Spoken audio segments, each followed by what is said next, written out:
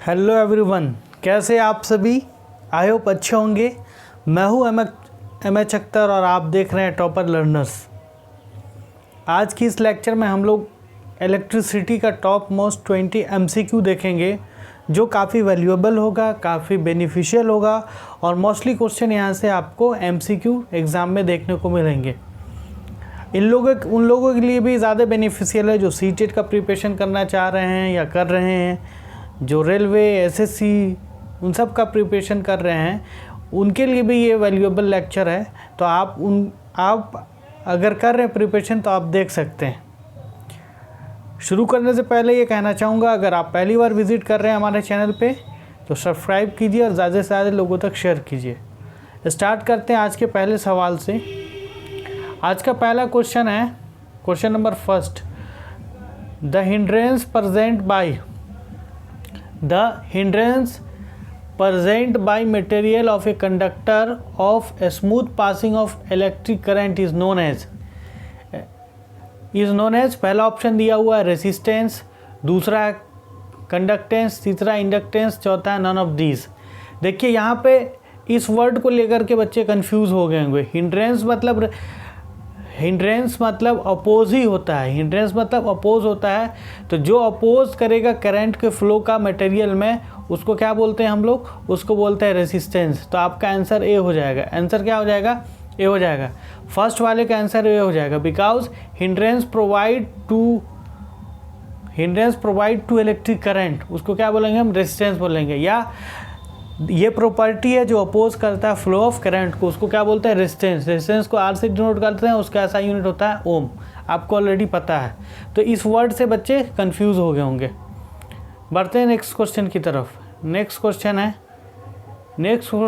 है आपका question number 2। Question number 2 है a fuse wire is inserted in. देखिए फ्यूज़ वायर कहाँ लगाया जाता है? पहला है आपका लाइव वायर, दूसरा है in neutral wire, in earth wire, may be connected in any line. तो देखिए फ्यूज़ बेसिकली क्या होता है? फ्यूज़ हमारा होता है सेफ्टी पर्पज़ के लिए डोमेस्टिक वायरिंग में। तो इसको हमेशा जब भी लगाएंगे वो लगाएंगे लाइव वायर में। तो ऑप्शन ए सही हो जाएगा। फ्यूज़ वायर हमेशा लगता है लाइव वायर में। क्लियर? अब बढ़ते हैं अगले क्वेश्चन की तरफ। Next question number 3। Question number 3 है आपका question number 3। The rate of flow of an electric charge is known as the rate of flow of electric charge. क्या होता है? Electric current. आई बराबर क्या होता है? Q by T. आई बराबर Q बाई टी। तो Q चार्ज हो गया और टाइम से डिवाइड हो गया, तो ये रेट हो गया। तो rate of flow of electric charge is known as electric current. Potential तो नहीं होता, पोटेंशियल भी बराबर होता है W बाई क्यू। पोटेंशियल भी बराबर W by Q. Work done per unit charge potential होता है और इलेक्ट्रिक करंट होता है I बराबर Q by T. Electric conductance तो प्रॉपर्टी है जो क्या करता है? इलेक्ट्रिक चार्ज को फ्लो करने देता है। क्लियर? तो इसका ऑप्शन हो जाएगा क्वेश्चन नंबर 3 का ऑप्शन हो जाएगा ऑप्शन नंबर सी। आंसर हो जाएगा आपका ऑप्शन नंबर सी, आपका आंसर हो जाएगा। बढ़ते अगले क्वेश्चन की तरफ। क्वेश्चन नंबर 4 है the instrument use to measure electric current measure करने के लिए सिंपल सा सवाल है। इलेक्ट्रिक करंट मेज़र करने के लिए देखिए यहाँ पे बच्चे कंफ्यूज हो जाएंगे। Ammeter, galvanometer, voltmeter, potentiometer. तो यहाँ पे इलेक्ट्रिक करंट के मैग्नीट्यूड को मेज़र करना है तो हम किसके साथ जाएंगे? एम मीटर के साथ, क्योंकि गैल्वेनोमीटर भी करंट को मेज़र करता है, बट ये लीस्ट करंट को मेज़र करता है। किसको? लीस्ट करंट को मेज़र करता है कौन? गैल्वेनोमीटर। वोल्ट मीटर वोल्टेज को मेज़र करता है, पोटेंटियोमीटर भी वोल्टेज को मेज़र करता है, बट एक्यूरेसी के साथ जो मेज़र करता है वो पोटेंटियोमीटर करता है। तो हम इस वाले क्वेश्चन के आंसर के लिए इलेक्ट्रिक करंट के लिए किसके साथ जाएंगे? इस वाले क्वेश्चन के लिए हम लोग जाएंगे किसके साथ? एम मीटर के साथ। एम मीटर आपका ए ऑप्शन सही है। ए ऑप्शन सही है इस क्वेश्चन का। अगले क्वेश्चन की तरफ बढ़ते हैं अगले क्वेश्चन की तरफ। नेक्स्ट क्वेश्चन है आपका क्वेश्चन नंबर 5।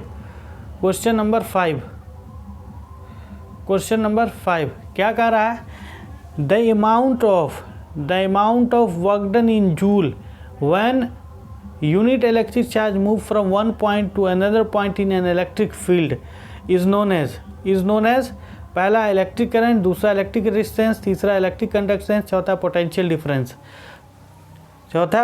डिफरेंस। देखिए तो ये क्या हो जाएगा, आपका पीडी हो जाएगा। किसी भी इलेक्ट्रिक फील्ड में एक पॉइंट से दूसरे पॉइंट तक चार्ज को लाने में जितना वर्क किया जाता है उसको पीडी बोलते हैं या वोल्टेज बोलते हैं। तो कौन सा ऑप्शन सही हो जाएगा, डी हो जाएगा। इसका फॉर्मूला क्या होता है, तो V = W/Q, work done per unit charge. और इलेक्ट्रिक पोटेंशियल का भी यही फार्मूला होता है, लेकिन पोटेंशियल में इन्फिनिटी से हम लाते हैं इलेक्ट्रिक फील्ड में, और पोटेंशियल डिफरेंस में क्या करते हैं, इलेक्ट्रिक फील्ड के अंदर ही एक पॉइंट से दूसरे पॉइंट तक लाया जाता है। आई होप क्लियर हो गया होगा आपको। बढ़ते हैं अगले क्वेश्चन की तरफ। क्वेश्चन नंबर 6, आज का क्वेश्चन नंबर 6, सवाल नंबर 6 ये है कि the unit of potential difference PD, potential difference का यूनिट, पोटेंशियल डिफरेंस का दूसरा नाम कमेंट सेक्शन में बताइए। वोल्टेज होता है, बताना क्या वोल्टेज होता है आप लोग को पता ही है। और वोल्टेज का ऐसा यूनिट, PD का ऐसा यूनिट वोल्ट होता है। वोल्ट क्या होता है, वोल्ट V बराबर क्या होता है, जूल पर कूलम्ब, V बराबर जूल पर कूलम्ब। तो किसके साथ जाएंगे हम लोग जाएंगे ए के साथ। ए आपका सही है। बढ़ते हैं अगले क्वेश्चन की तरफ। समझ में अगर आ रहा हो गाइस तो लाइक शेयर कमेंट करते रहिए, और नहीं समझ में आ रहा है जो क्वेश्चन आप उसको कमेंट सेक्शन में कीजिए, फिर से आपको उसका रिप्लाई दिया जाएगा। आज का सवाल नंबर 7, क्वेश्चन नंबर 7 कह रहा है the relation between potential difference and current, the relation between voltage and I। तो V directly proportional to I हम लोग पढ़े हुए हैं, किससे, ओम्स लॉ से। तो D को लॉक किया जाए। ये कब होगा, ओमिक कंडक्टर के लिए। ये क्या होगा, कब होगा, ओमिक कंडक्टर के लिए। सबसे पहले किसने दिया था, ओम्स। सबसे पहले रिलेशन किसने दिया था वोल्टेज एंड करंट के बीच में, तो जॉर्ज साइमन ओम। कब, तो 18 सेंचुरी में 1826 के आसपास दिया था। क्लियर। अब बढ़ते हैं अगले क्वेश्चन की तरफ। क्वेश्चन नंबर 8 है the relation between potential difference and current was discover by. देखिए अभी बताएं किसके थ्रू, तो ओम्स के थ्रू, ओम्स के थ्रू। क्लियर। तो किसको लॉक करें हम लोग, सी को लॉक किया जाए। सी आपका सही है। क्वेश्चन नंबर 10 की तरफ बढ़ते हैं। क्वेश्चन नंबर 10 आज का क्वेश्चन नंबर 10 की तरफ। क्वेश्चन नंबर 10 देखिए, क्वेश्चन नंबर 10 कह रहा है विच of the given statement is true regarding the electrical setup for verification of Ohm's law. Ohm's law के वेरिफिकेशन के लिए कौन सा सेटअप सही है। पहला ए में है आपका the voltmeter is connected in parallel with unknown resistance. Voltmeter क्या होता है, कनेक्टेड। उसके बाद है ammeter connected in series in circuit. सही है। कौन सही नहीं है पूछ रहा है यहाँ पे। उसके बाद the rheostat can increase the resistance in electric circuit. Rheostat can only increase. उसके बाद सिंगल की use for switch off and on. सही बात है। तो ये भी देखिए कैसे होता है। ये हम रेजिस्टेंस लगा दिए, ये हमारा यहाँ पे रियोस्टेट था, यहाँ पे हम सेल और बैटरी लिए थे, यहाँ पे की था, यहाँ कहीं पे हम एम मीटर लगा देंगे सीरीज़ में, यहाँ वोल्ट मीटर था। ठीक, ये आपका सेल और बैटरी हो गया, और ये है आपका रियो state.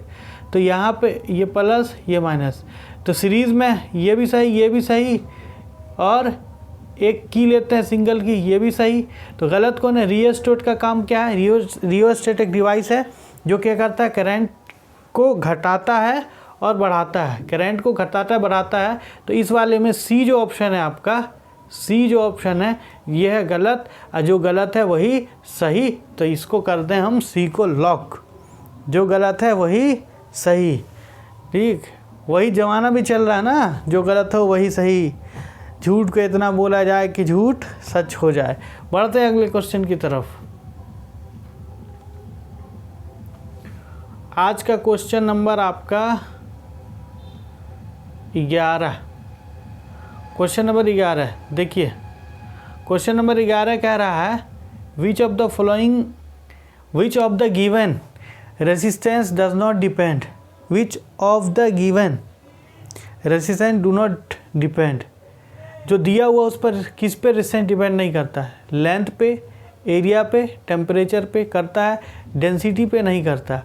Are directly proportional to L पता है, R directly proportional to temperature, R inversely proportional to area of cross section.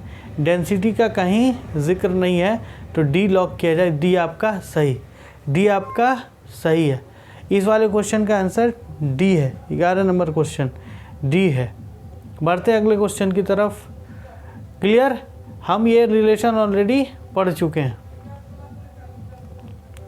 Next question है आपका, नेक्स्ट क्वेश्चन है क्वेश्चन नंबर 12 होगा आई थिंक, क्वेश्चन नंबर 12। इसमें बोल रहा है the length of conductor and its radius is increase twice, how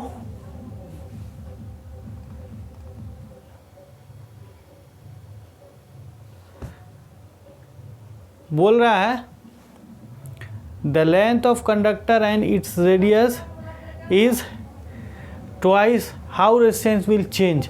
बोल रहा है resistance remains unchange. B option है resistance increase to twice, C option है resistance will become half, D option है रेजिस्टेंस विल इंक्रीज 4 टाइम।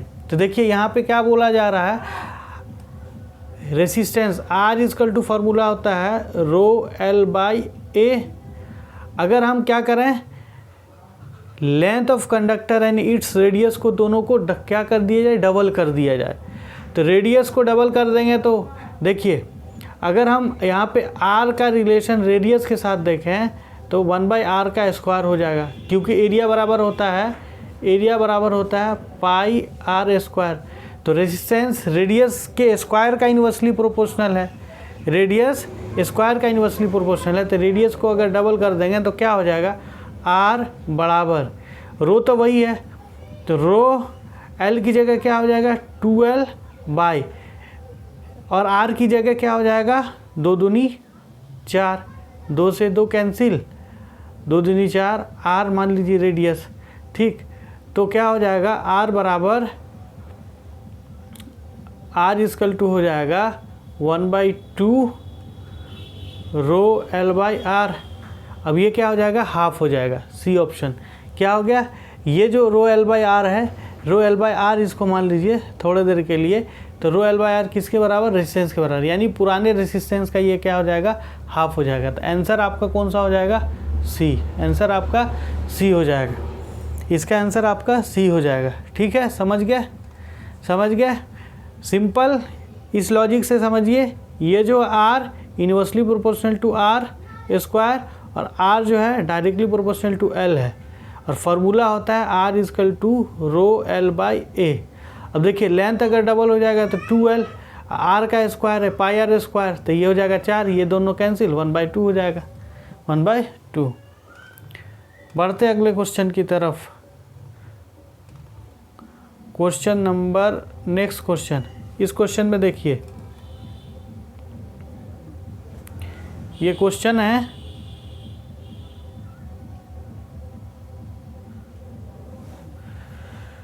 पढ़ा जाए question. The potential difference applied is directly proportional to current only if, यानी भी directly proportional to होगा I के, तभी always, never, some time, when temperature is constant. तो देखिए ये ओम्स लॉ है, और ओम्स लॉ कहता है वी डायरेक्टली प्रोपोर्शनल टू आई होगा तभी जब टेम्परेचर क्या हो, कांस्टेंट हो, और अदर फिजिकल कंडीशन भी कांस्टेंट रहे। तो इसका ऑप्शन डी हो जाएगा आपका सही, ऑप्शन डी हो जाएगा सही। ऑलवेज तो होगा नहीं, नन ऑफ नेवर, कभी ऐसा हो ही नहीं सकता, कभी ऐसा हो ही नहीं सकता, होगा तो डी हो जाएगा। क्लियर। अब बढ़ते हैं अगले क्वेश्चन की तरफ। अगले क्वेश्चन की तरफ अच्छे से पढ़िएगा।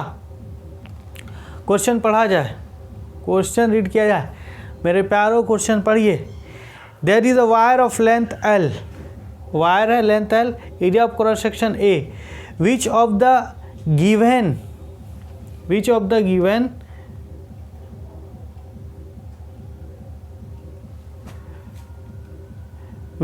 गिवन have least resistance, सबसे कम रेजिस्टेंस किस में होगा? लेंथ को डबल कर देंगे, एरिया हाफ कर देंगे, लेंथ को डबल करेंगे, एरिया हाफ करेंगे, तो 2 इसमें हो जाएगा 4। देखिए कैसे, लेंथ को अगर डबल करते हैं तो r बराबर हो जाएगा 2 बाई, एरिया को हाफ कीजिएगा तो a/2, तो ये क्या हो जाएगा 2 दूनी 4, इसमें तो 4 हो गया।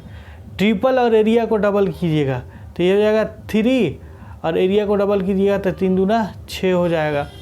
लेंथ को हाफ, एरिया को डबल, लेंथ को हाफ और एरिया को डबल, तो एरिया इसमें डबल हो रहा है। जस्ट वेट, इसमें एरिया हाफ हो रहा है। सेकेंड वाले में क्या है, सेकेंड वाले में बोल रहा है लेंथ को ट्रिपल कर दीजिए, लेंथ को 3 कर दिए और एरिया को हाफ कर दिए, तो हाफ कर दिए एरिया, तो 3/2 मतलब ये हो जाएगा 1.5। ठीक, पहले का 4 आ गया, दूसरे का 1.5 आ गया। ठीक है, पहले का 4 है, दूसरे का 1.5 है।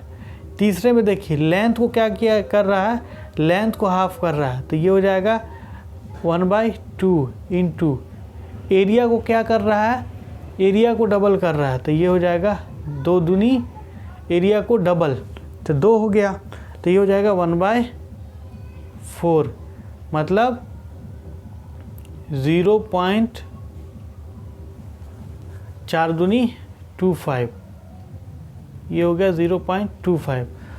और द वायर इज ओरिजिनल है, तब क्या है R है, तो इसका कौन सा सबसे कम हो गया? इसमें 4 हुआ, मान लीजिए ओरिजिनल जब है तो 1 होगा, और ये 1.5 हुआ, तो सबसे लीस्ट पूछ रहा है, तो सबसे लीस्ट C में होगा, तो C ऑप्शन सही हो गया।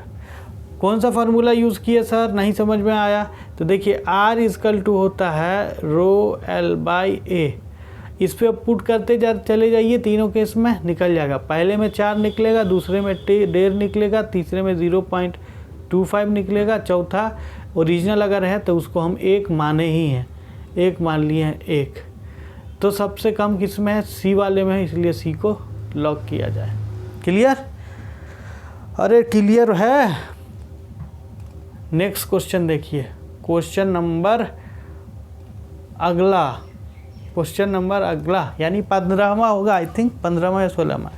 देखिए, amount of energy deliver by power of 1 kilowatt in 1 our is called. Amount of energy पूछ रहा है ना, तो E बराबर होता है P × T। तो पावर कितना है? पावर है दिया 1 किलोवाट, तो 1 किलोवाट इंटू टाइम कितना है 1 आवर, तो 1 आवर तो क्या बन जाएगा किलोवाट आवर। कौन सा है किलोवाट आवर? तो किलोवाट आवर है D सर, D को लॉक कर दिया जाए। ठीक, E बराबर P × T होता है, किलोवाट आवर हो गया। क्लियर? आ रहा है समझ में? अगर आ रहा है तो लाइक शेयर तो बनता है बॉस। चलिए अगले क्वेश्चन की तरफ चलते हैं। इस क्वेश्चन में बोला जा रहा है the current flowing through a fix resistor is halved. Current को क्या किया जा रहा है? I जो है I को कर दिया जा रहा है, मतलब I'(I/2 हो गया। The heat produce in it will be, क्या हो जाएगा? डबल बोल रहा है, डबल हो जाएगा, हाफ हो जाएगा, 1/4 हो जाएगा, अब 4 टाइम हो जाएगा। क्या हो जाएगा? देखिए H = होता है I²RT। अगर I को हाफ कर देंगे तो क्या हो जाएगा 1/2 का स्क्वायर, RT तो सेम है, तो क्या हो जाएगा 1/4। हीट क्या हो जाएगा साहब, हीट 1/4 हो जाएगा भाई साहब, 1/4 कौन सा है, तो 1/4 सर सी है, तो सी को लॉग कर दिया जाए, यानी 1/4 हो जाएगा। क्यों, क्योंकि H directly proportional to I square, और 1/2 करेंगे तो 1/2 का स्क्वायर 1/4 हो जाएगा, इसलिए इस पर नहीं करना है कुछ विचार। समझ में आ रहा है? बढ़ते हैं अगले क्वेश्चन की तरफ। क्वेश्चन देखिए क्या है। क्वेश्चन ये बोल रहा है the SI unit joule per coulomb is equal to, क्या होता है बताइए, जूल पर कूलम, भी बराबर होता है जूल बाय कूलम। तो यही इसी को ना इस तरीके से हम लिख सकते हैं, जूल पर कूलम।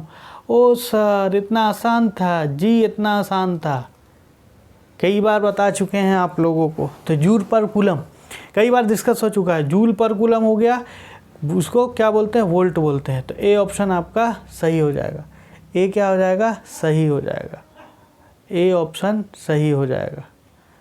ए यहाँ पे नहीं दिया, ए को आप लॉक कर दीजिए। बढ़ते हैं अगले क्वेश्चन की तरफ।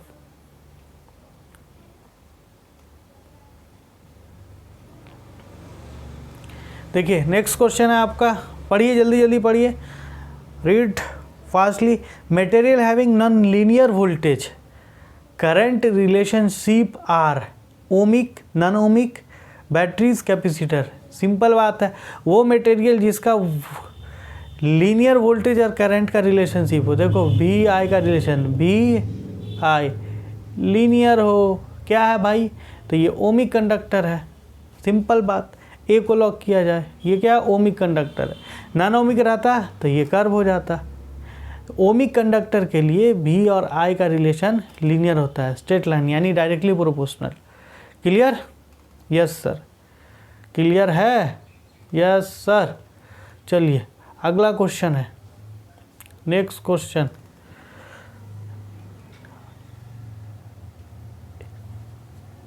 एक car headlight bulb work on 12 volt battery, ठीक, वोल्टेज दिया है and current 0.5, the resistance of bulb will be. देखिए भी क्या है 12 वोल्ट, आई दे दिया है 0.5 एम्पेयर, तो आर पूछ रहा है जनाब, आर बराबर क्या होता है ओम्स लॉ से, बी बाई आई।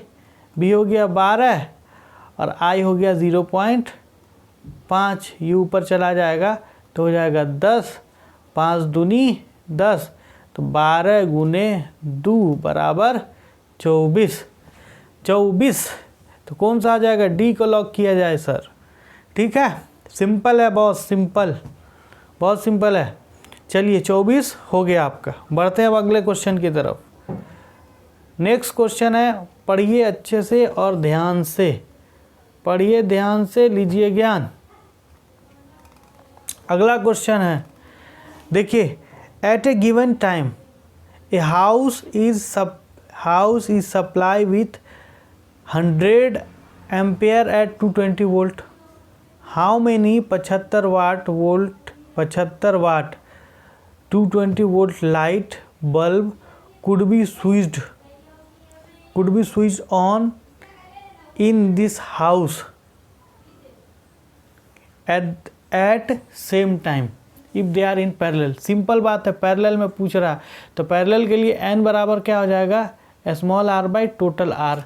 अब टोटल r निकाल लीजिए, देखिए यहाँ से टोटल r निकालिए, यहाँ से टोटल r निकालिए, तो टोटल r बराबर क्या होगा, v बाई आई। वोल्टेज कितना है 220 और I कितना है 100, ये ख़त्म 10, ये हो गया 2.2 ओम।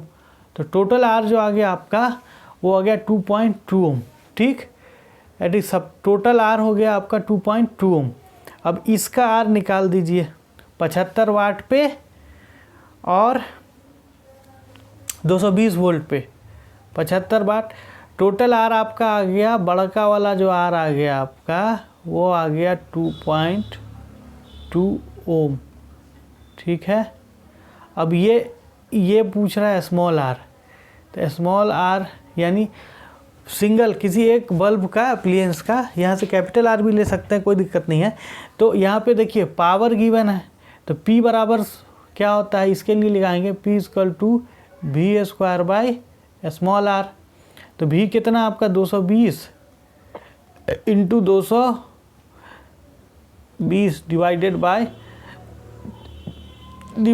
बाय R निकालना है। तो इसको R के लिए P कर दीजिए, यहाँ पे R बराबर क्या हो जाएगा V square by P, power लगा दीजिए 75। अब देखिए 220 गुने 220 इंटू 75, अब 220 इंटू 220। अब क्या कीजिएगा 220 को 220 से गुना कीजिए और इसे डिवाइड दीजिए। ये वाला टोटल R, स्मॉल r और कैपिटल R, n बराबर होता है small r by capital R। तो स्मॉल r आपका कितना आ गया, याद रखिएगा ये है 220 गुने 220 बाई 75 और कैपिटल R है 2.2। तो n बराबर होता है small r by capital R। तो n बराबर स्मॉल r आपका आ गया 220 गुने 220 बटे 75 और कैपिटल R आ गया था आपका 2.2। इसको हटाइएगा तो ऊपर चला जाएगा 10, 22। अब देखिए ये 22 से ये 22 ख़त्म, ये बच गया 10। ठीक, अब 15 बचे 75, 5 दूनी 10। ठीक, अब और 5 से काट दीजिए, 5 चौका 20, 5 चौका 20, ये हो गया 5 तिया 15। तो आपका आ जाएगा 44 गुने 2 गुने 10 डिवाइडेड बाय 3। ठीक है, अब इसको सोल्व कर लीजिए। 44 दूनी 88, 880 बाई 3, 880 बाई 3 कीजिए, 880 को 3 से, ठीक, 3 तिहाई 3, 3 दूनी 6, तो 2, 3 दूनी 6, 2 8, फिर 9 तिया 27। तो कौन सा ऑप्शन सही हो जाएगा, 293 वाला सी। समझ गए, प्रोसीजर समझ गए। हमको ये फार्मूला कौन सा लगा है, n equal to capital R small r by capital R, n equal to small r by capital R। क्यों, क्योंकि ये पैरेलल में था, नंबर ऑफ रेसिस्टर पूछ रहा था, नंबर ऑफ बल्ब पूछ रहा था। तो यहाँ से हम कैपिटल R निकाल दिए, यहाँ से स्मॉल r निकाल दिए। स्मॉल r यहाँ एक स्पेसिफिक बल्ब का होगा और कैपिटल R पूरे हाउस होल्ड सर्किट में जो रेजिस्टेंस है उसका होगा। यहाँ पर निकाल के 293 आ गया। समझ में आ गया। चलिए बढ़ते हैं अगले प्रश्न की तरफ, अगला क्वेश्चन है आपका, गौर से देखिए। If the resistance of certain copper wire is 1 ohm, ठीक, then the resistance of similar nichrome wire would be, देखिए कॉपर वायर का है 1 ओम, तो resistance of similar nichrome wire about nichrome wire. Simple बात है, कॉपर वायर इसमें exact value जो है इसको आपको उसके वैल्यू से देखना पड़ेगा, रटना पड़ेगा, है ना। तो इसमें आपको एग्जैक्ट वैल्यू देख करके, इसमें कोई लॉजिक नहीं है, वैल्यू देखना पड़ेगा कि नाइक्रोम का कितना है, कॉपर का 1 ओम है तो नाइक्रोम का कितना होगा। तो आई होप नाइक्रोम ज़्यादा होता है तो वह एग्जैक्ट उसके वैल्यू से देखना पड़ेगा। क्लियर है, इसमें कैलकुलेशन नहीं है, बस थोड़ा सा वो याद रखना है। क्लियर, सारा का सारा क्वेश्चन हो गया, लगभग हमारा 20 क्वेश्चन द एंड। अगर आपको अच्छा लगा हो तो प्लीज़ सब्सक्राइब कीजिए और ज़्यादा से ज़्यादा शेयर कीजिए और बने रहिए टॉपर लर्नर्स के साथ। ठीक है, थैंक यू, मिलते हैं नेक्स्ट लेक्चर में। Have a nice day.